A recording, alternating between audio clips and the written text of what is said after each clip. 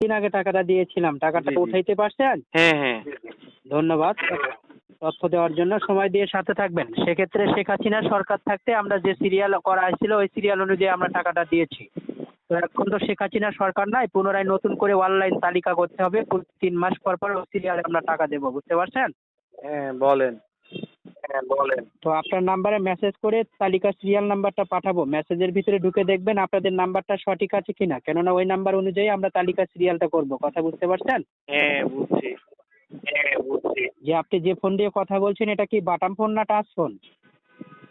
পাঠাবো। বাটাম ফোন।